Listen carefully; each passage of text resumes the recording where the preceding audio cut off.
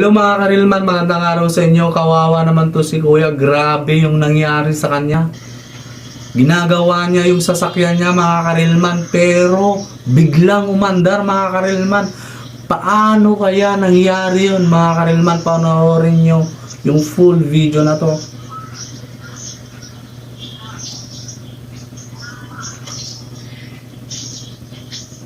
Ayan no, ginagawa niya mga karilman. Tapos biglang umandar mga karilman. Salpok siya mga karilman. Ayan no. Kawawa naman.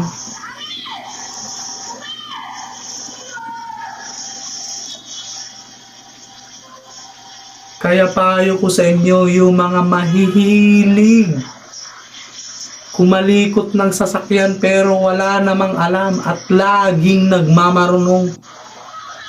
Magtawag na lang kayo na magaling na mekaniko para maging ligtas kayo.